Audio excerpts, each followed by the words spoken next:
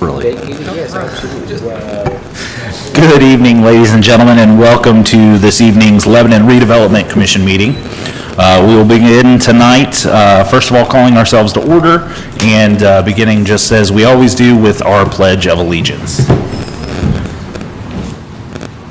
Pledge allegiance to the flag of the United States of America, to the republic for which it stands, one nation, under God, indivisible, with liberty and justice for all. All righty, so we, Madam Clerk, have everyone in attendance this evening, so that is great to see. Now, the first item on our agenda is going to be a little bit different than usual, so it's the approval of minutes. And if it's okay with the commission, we'll have Tanya read off the dates of the minutes that we have received, and we can approve them in a blanket. We'll approve all of those dates. Okay. These come from May 9th, and on May 31st, there was a special meeting, then June 13th, and then June 29th, there was another special meeting, and July 11th. Yes, July 11th, sorry. Perfect. That's So what I that sent would out be, last What was the date of the second May meeting? May 31st. 31st. so that's a total of 5 meetings. So I would entertain a motion to approve the minutes from the previous 5 meetings. I'll make a motion, we approve the minutes on May 9th, 31st, 6/13, 6/29, and 7/11, if that's correct. We've got a motion. Do we have a second? Second. And a second. All those in favor signify with an aye. Aye. All those opposed? And the minutes are passed. Thank you very much for that. Under old business, I do not see anything, so we'll move on to new business. And first up is a facade grant request, and Mr. Derek Warren is going to join us. This is in regards to 115 West North Street. Good evening, Commission. Thank you, Corey. As mentioned, 115 West North Street is on the table tonight for a facade grant. This is the second time that this property has been before you.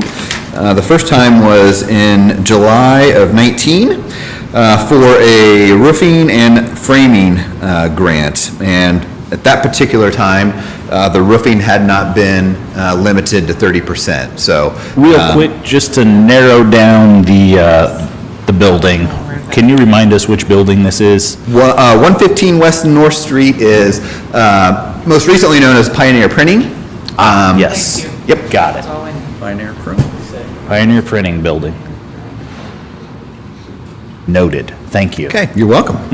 As mentioned, this is the second time this building has been before you all. So this is one of those applications that has that voodoo math going on, and I'll explain everything to make sure it is crystal clear. So what you have in front of you tonight is a grant application for window and door replacement, exterior window and door replacement on all 4 sides of the building, and brick repair, and more specifically, the surround of the windows needs to be repaired, the concrete surround, and I'll show you pictures of that as we work through this application.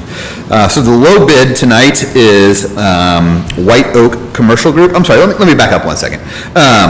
So this building, we have 6 buildings in our district that are rated outstanding, and this is one of them. So the only other building to have an application come through that you've heard is the old jail, the Boone County Distillery currently, and it wasn't a significant application. It was for an awning. So this is of the outstanding buildings. This is one of the first real significant applications that we've seen.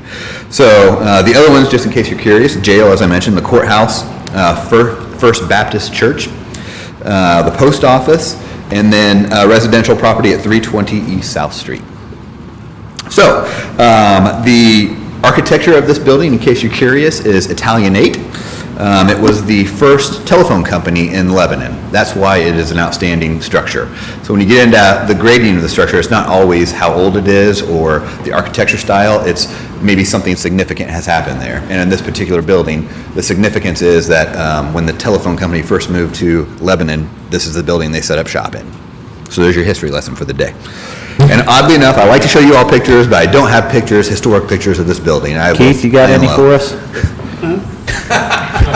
We have lots of pictures at our house of, my Yes. dad worked Yep, there. yep. And he has many pictures if you Well, want pictures. The current owner is here, and maybe he'd like to get his hands on some of Yep. those. I would as well, so I'm always like to have Watch those. the switchboard ladies Yeah. take the, Exactly. So that's why it's outstanding, that's why it's significant in our district.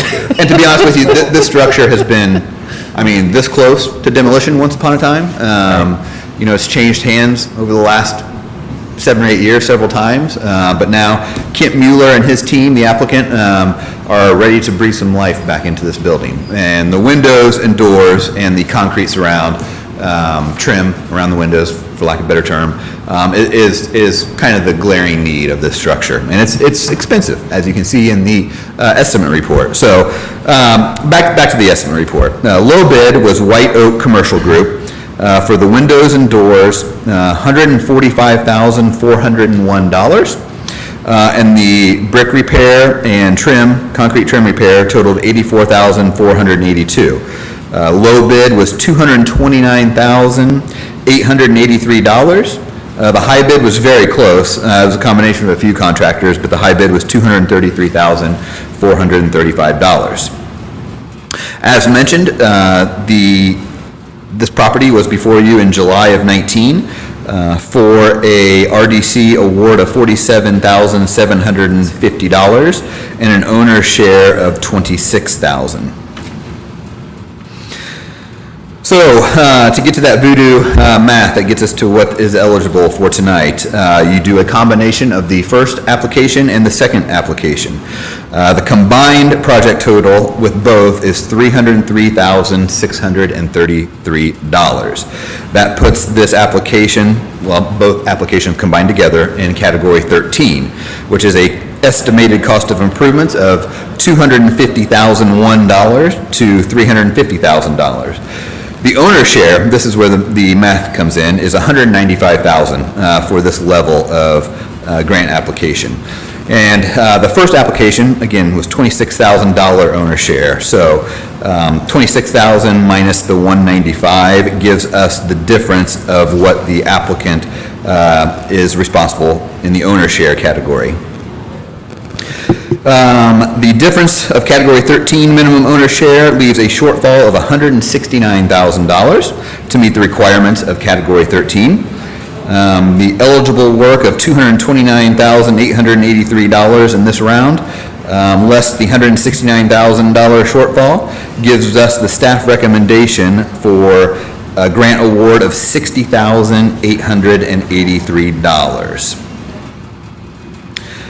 Just to give you an idea of I'm sure most of you have seen this building, but just to give you an idea of why we're here tonight talking about window replacement.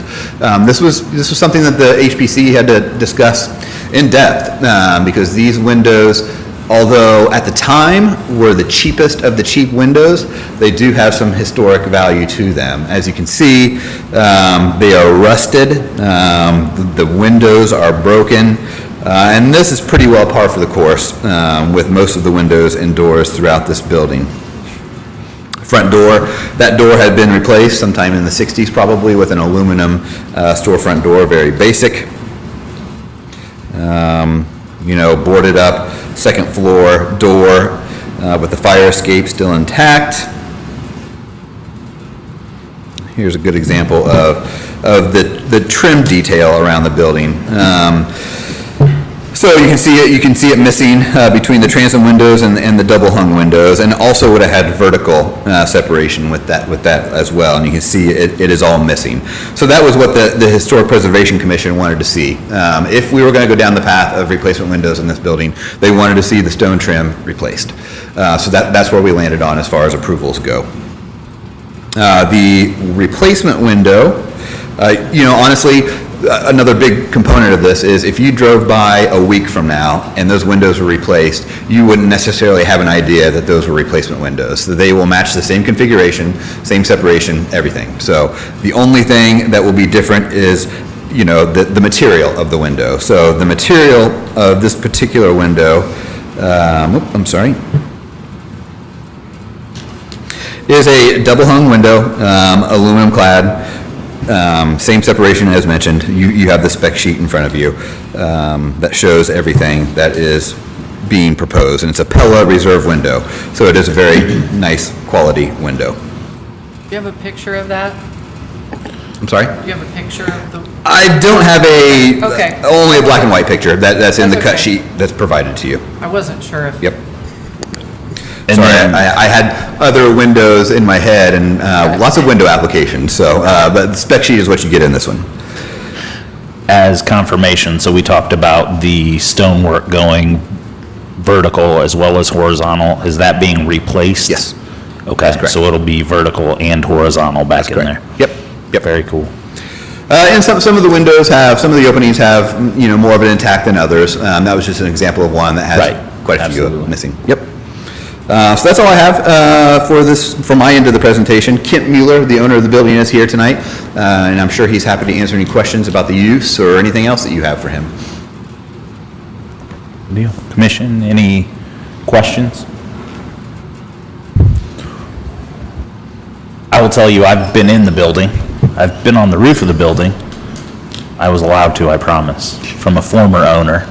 And the building is spectacular. It's fantastic inside and out. So excited to see some things going on in there. If you have a quick blurb on what you might foresee, if you can disclose. My name is Kent Mueller with ME Rental Properties LLC, the owner of the property. So when we purchased the property, we had several visions, but working with the commission and variances and different things for zoning, what we've come up with is on the upstairs, there'll be a 2-bedroom, 2-bath, let me back up, 2 units that have 2 bedrooms and 1 to 2 baths. We're still getting the configuration. Downstairs, we're going to do a mixed co-working space. The mixed co-working space is going to be dedicated offices, so you're not renting a wide space, you're actually going to be renting a physical office. We anticipate about 15 to 20 of those units there. Interesting. I don't see 15 to 20 in there, but the engineers do, so that's where we're going to 10 go by with. 10s. Oh, that's not terrible. Yeah, 10 by 10s. We currently have a operation going on in Martinsville, very similar configuration. Very cool. Well, I'm glad to see some life coming back into that building. What's the parking gonna be for that? Question in regards to parking. May I defer to Ben? We're going to defer to Ben because he's going to do some more Common Core math for us to explain our This parking can't be any more requirements. complicated than what you've already heard. Yeah, so some of you may recall about a year ago, we changed the parking requirements in our downtown zoning district to allow some exemptions up to a certain level. So that's part of when Ken mentioned that we worked with them on some of their ideas for the site. We worked with them on the configuration of those uses in the building so they stayed underneath that level where they were required to provide parking because obviously there is no parking. So based on the ordinance requirements, what they're proposing here would be underneath that cap and allow them to be exempted from providing any additional parking on the site. So rather than trying to go into the math with you, that's generally what we did is try to figure out a configuration of that building that allowed them to stay underneath and within that exemption level. Right. And the on-street parking would basically On cover. street And for the residents as well? Correct. So is there parking on the west side of the building? Is it none? Yeah. There's a little bit of space there where I think, somebody could slide a car in, but there's really no designated spaces Right. on the site. So there's maybe one spot where like a. Yeah, a car can go in, but nothing else. Service vehicle can be parked while It's they're, going to be street parking. yes. Which is how everything around the square operates. Most of them don't have their own Correct. parking lots, so. Correct. What was the previous grant for? Roofing. The previous grant was for roof and some of the... And you were the owner at the time too then? I was not the owner, it was the previous owner. But the roof But has that been... still counts? Yes. Okay, that's per property, okay, not Yeah. owner, okay. Yeah, so just so the public understands that as well, so this grant process stays with the building, not with the owner, because they do build on each other. And that'll be part of our next discussion as well, which is the furthering of this grant into the future. So, great questions. I have a question it's about the parking still. I counted what you said, you're gonna have with the 2 tenants upstairs and 10 down below, you're talking about anywhere from 15 to 20 parking spots. Yeah, yes, so the exemption that's written into the ordinance, as long as you have less than 6 residential units, you're exempt, and then an overall parking requirement less than 20 parking spaces. So anything up to 20 parking spaces, you're exempt. So that's allowed places like Clues Brews to go in without having to tear down a building for parking lot, or when other uses, like the shaved ice place, they didn't have to put in parking I don't see any space. empty spots there now. Well, keep in mind too, 90% of his utilization is gonna be throughout the day. That's when your residents are not gonna be at home, right? So your residents are gonna be out at work, whatever that looks like. So 90% of the parking requirement is truly I'm gonna say 9 to 5, but a normal And those business people come day. and go, they're not going to be there every day either. Correct. But, they'll all have to park in a legally existing on-street parking space. Correct. So just like anybody else would when they're looking for an available parking space. Yep. Even across Lebanon Street on North Street, there's a ton of parking there as well. So not ideal to cross Lebanon Street, but traffic stop there most of the time anyway. There'll still be tough Awesome. parking. Yeah, Still be tough parking. very cool. Any other questions for anyone? So with that, I would entertain a motion in regards to the grant request in staff recommendation of $60,883 even.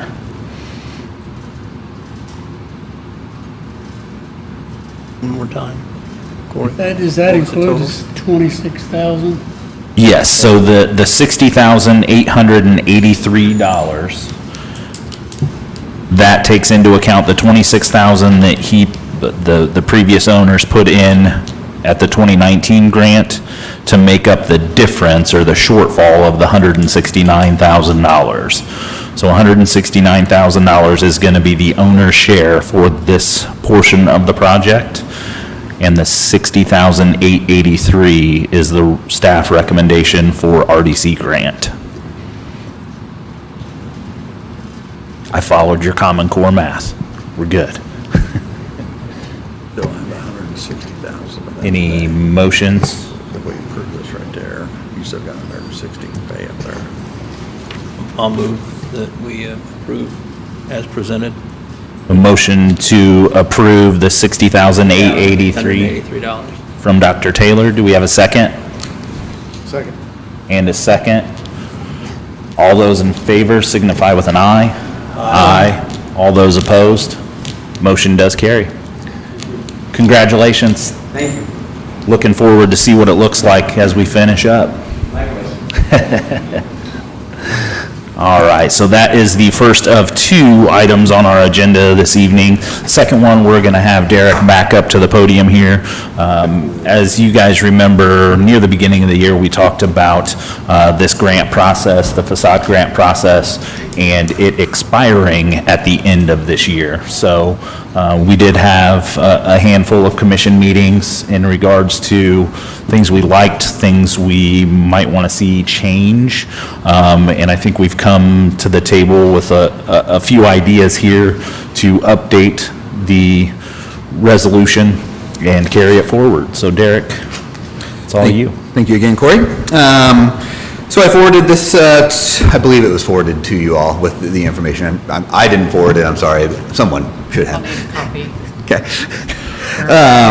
So, myself, Joe LePage, the mayor, Corey, and Dick did meet, as Corey mentioned, and we talked about a few of the changes from some of the, conversations that we've had at these meetings. And really, they're really pretty light changes. There are a couple that give you all a little bit more flexibility when it comes to these applications. But I'll work my way through the changes. The changes that are in the document were, I left those in red so you could see what was added to the current resolution. One of the items, just some housekeeping items, was to make sure that we identified that this program was for a 5-year period, starting January 1st, 2023 and ending December 31st, 2027. This resolution shall be in full force and effect upon passage, but no earlier than January 1st, 2023.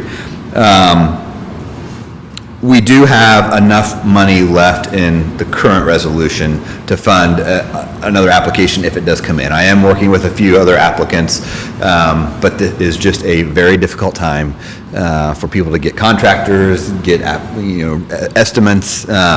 Some of the projects are very challenging as far as getting estimates, so it just takes some time, and I've talked about that before. But if I do get another application or two for this year, we'll be fine. So if we start in 23 with this new version, we should be okay. The meat and potatoes of the purpose of the program, the administration, the requirements, none of that is changing. Funding is changing just a slight bit. So some of the categories have been manipulated. It's no longer in category 1 a $0 owner share. It's now $1,000 with a maximum grant of $9,000. Category 2 was adjusted to $1,500, max of $13,500 grant. Then we skipped over the third category, and the fourth and fifth categories were both adjusted just slightly.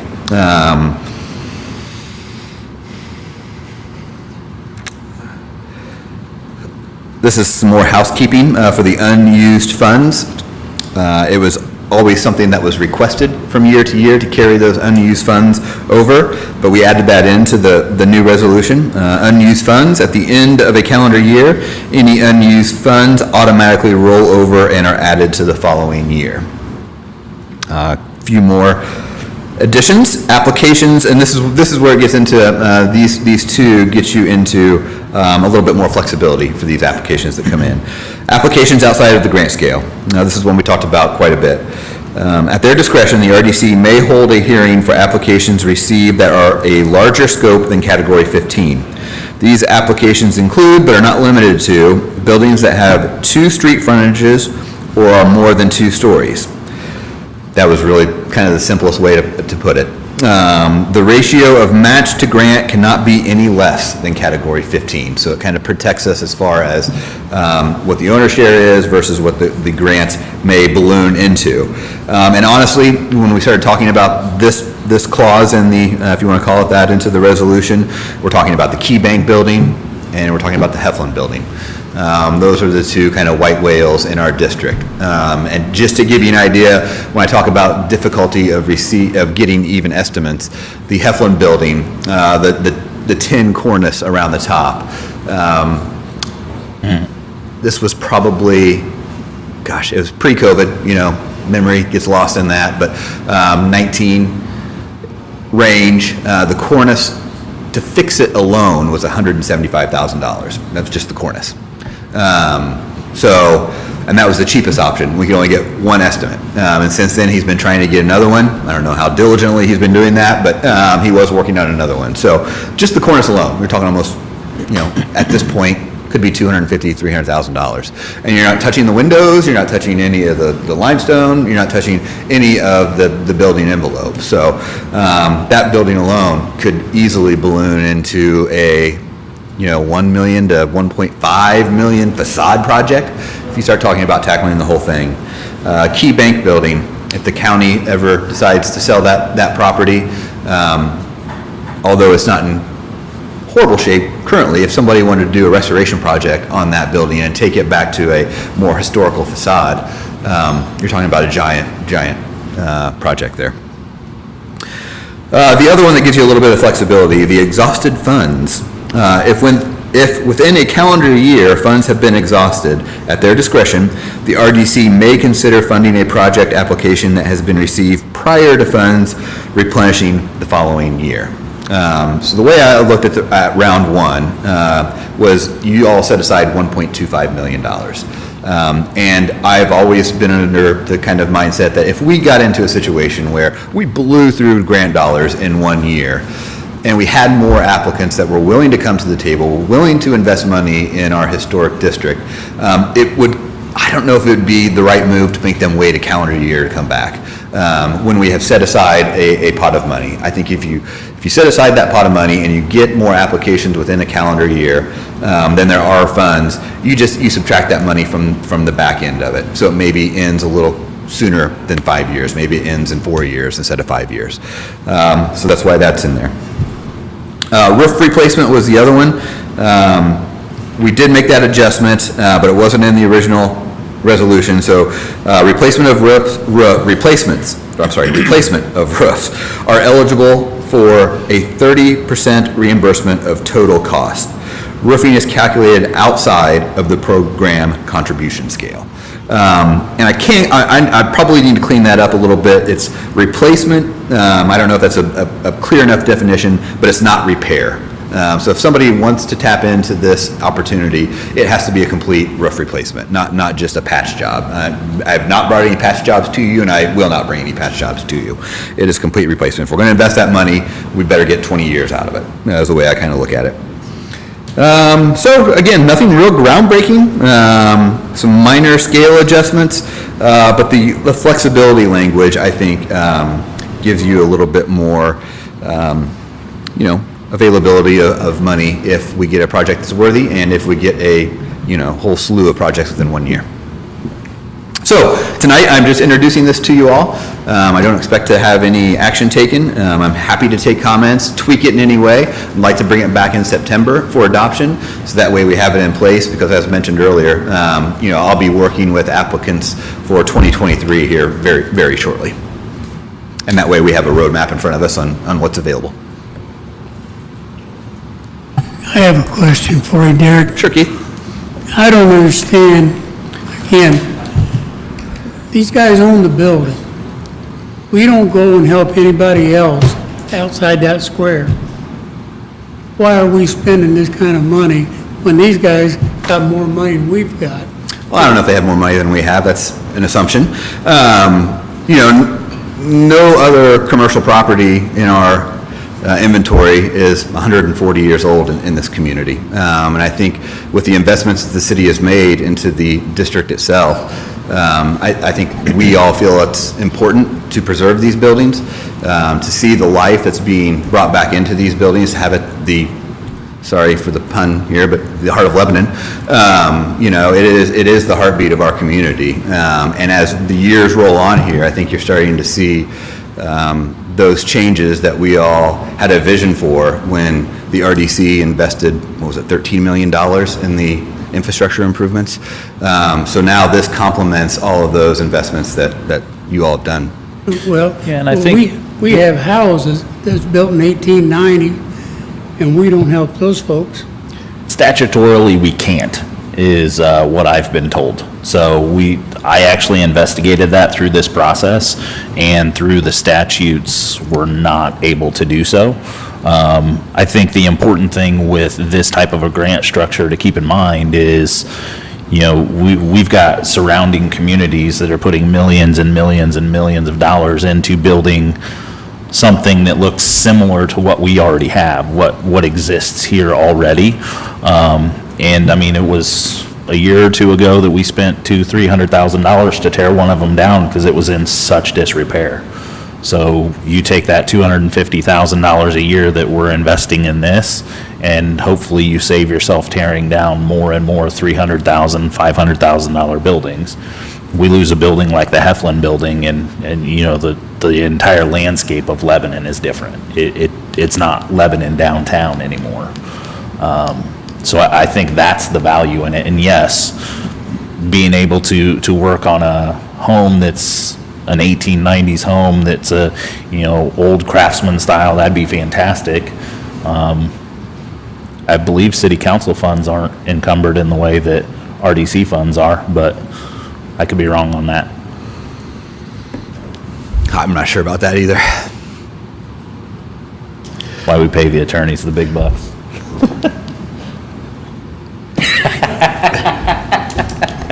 You know, and Keith, I've mentioned it all along this whole process, the entire 5 years.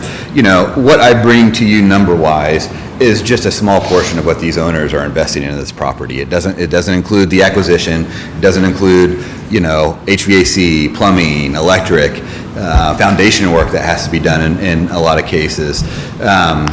You know, a $500,000 project sounds like a huge amount of money to invest in one of these buildings.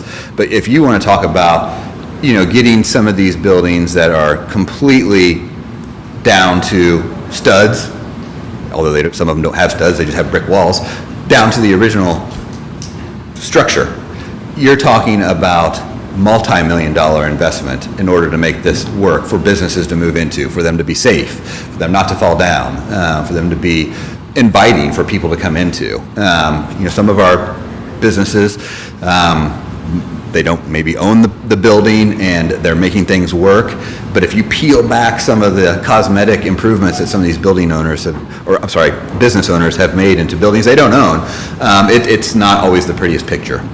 So to get the building owners to give them some incentive, help them offset some of these expenses that otherwise, you know, I mean, you go to invest $1 million in one of these buildings and you're still getting $4, $5, $6 a square foot for rent. It doesn't equate to operating in the black.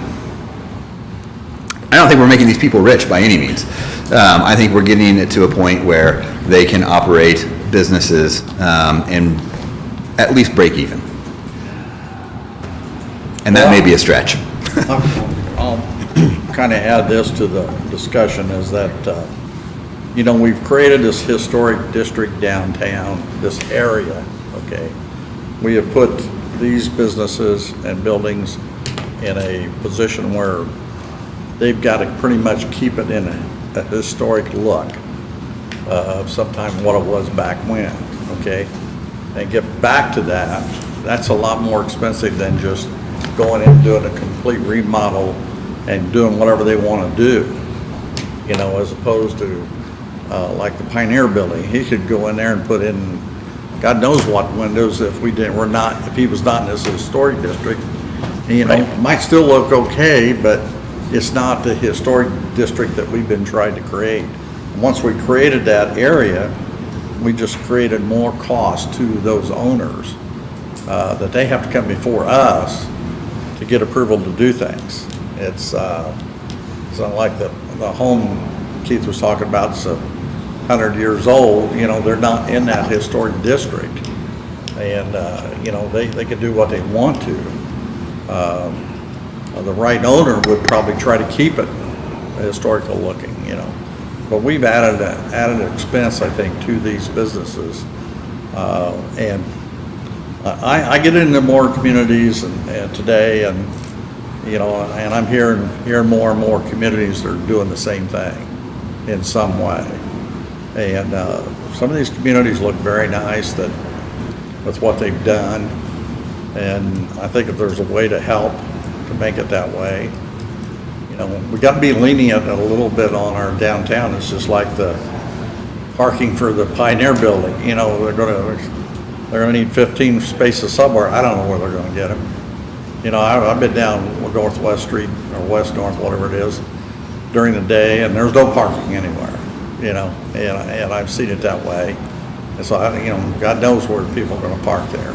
You know, and so it's going to be interesting. But I'd hate for us to lose the building, you know, unless I lost the whole half a block and made it a downtown parking lot, you know, or something like that. We don't. Yeah, Dick, I think you touched on a few great points. The extra layer of scrutiny that goes into these applications, what we require, what we ask for these property owners to do. If there isn't a financial incentive for us to make that ask, I'm not sure it's worth having in the district, because in some cases, I mean, I guarantee you, like tonight, there's a much cheaper option to put new windows in that building, much cheaper option. Yeah. And, they're going along with it because we have this opportunity, and it helps. It's not, at the end of the day, his bottom line is still probably what the bottom line is. We're just getting better materials in these buildings. Yeah. And, the preservation part of it, if you don't live in a district, you can probably ask the Krulicks that sit right here. If you haven't been past their house, it's beautiful. But I've heard Kevin say they stopped counting.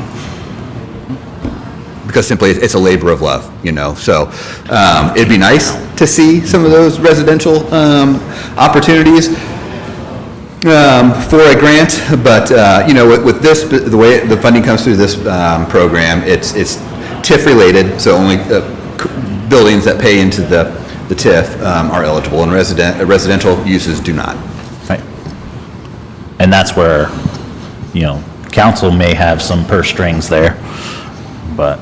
Yeah, we've talked about forming a residential district in our Historic Preservation Commission, but really, kind of the holdup is, again, if we're going to apply extra scrutiny to these property owners, I think we should help back that up.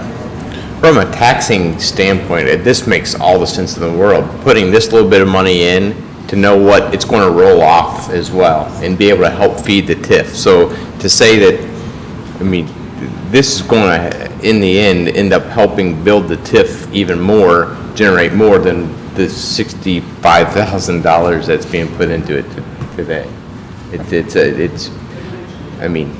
It's pennies on the dollar, so. Yeah. And I really want these buildings to be here. I want these buildings to stay here. Just like what I know about the Pioneer Building, I've passed that on to my kids, and I want them to know, they're all here, and just to pass those stories on. It'd be Yeah, but nice. the donut shop is gone. I know. A little coffee shop I there is told them gone. about the donut shop, I know. I think the bottom line is that we're investing in reinvestment in the community. So I agree with what Craig was saying, and honestly, I disagree with residential inclusion because, what we're doing with his potential of 10 or 15 office spaces and 2 living, we're bringing 20 people into the community. That in turn generates business for our local downtown business and potentially the tax revenue again. I don't see this grant as assisting the owner as much as it is promoting and rejuvenating our downtown. The side benefit is we do keep a little bit of history that makes this community unique. But I think our task as commission is to invest our dollars wisely so that we continue to promote growth and promote revenue generation and promote the desirability of coming to the community. I don't think we can overlook the fact that, as Dick said, there's a lot of communities out there that are putting a lot of dollars in their first impression, which is the facade. That's what draw people to a community. And then they'll get inside, then they'll learn about our community. But I struggle with the dollars. Keith, I do. Sometimes I'm looking at these things saying, windows, really? You know how much I paid to put a window in my house? But the bottom line is those dollars are going in as an investment in the community and coming back in revenue generation. So I appreciate your effort, Derek, on looking at the resolution, and I think the changes you made are appropriate, but only as effective as your continued scrutiny and review of the applications and providing us the information you do so we can make a decision. So thank you. Thank you. Corey, can I make a suggestion? We're not in a hurry in this thing. We've got 2 or 3 months yet. Right. That we just all take the time to look at it again, and if you got any thoughts or whatever, send them to you so the committee can meet and go over them and share them again and we'll say this is August, September, October, 1st of November, we come back and make a decision and get it done. I would even maybe see in October. My concern is we get into November, December, and these RDC meetings sometimes get canceled due to lack of need. I thought Derek proposed a timeline of September for review. I did, but Dick's comment was to maybe collect some feedback and readdress as a committee, and then Give it a couple months, come back 1st of October. Implementation of the new resolution in the 23 year? No. Okay. No. The only reason I'm pushing for a little bit more aggressive timeline, and, you know, if we can have something in by October, I think that's fine. I don't know if we want to go much past that, but just because if I get an application that starts to develop, I can't quite commit to them that it's even going to exist come January of '23. I'm, you know, extremely hopeful that it will, but without it being in place, I'm almost kind of in a holding pattern. So with that being said, I would ask any feedback that you may have, if you could send to me directly, or Dick sits on the committee with me as well, so it can come to myself or him by, let's just say the end of August. To have that feedback, we will schedule a meeting first or second week of September, and that should give a couple of weeks to have legal review and make sure I's are dotted, T's are crossed. Sound good? Great dialogue, guys. Thank you very much. Thank you. Thanks for your work on this. Yes, thank you very much, Derek. I know you put a little bit of time and effort into these. Oh, no, I appreciate your support, and what you all are investing in our downtown is truly what's, I think, driving some of these changes, so it's appreciated. Awesome. Thank you. Thank you very much. That concludes our new business, so I believe the only thing we have remaining is to pay our claims. Would you entertain a motion? Make a motion, we pay claims? Yep, that one. We have a motion. And a second. All those in favor? Aye. All those opposed? Motion does carry. Claims are paid. And Mr. Robertson, for your favorite. We've got a motion and a second from Dr. Milliman. All those in favor? Aye. Aye. We are now adjourned. Thank you very much.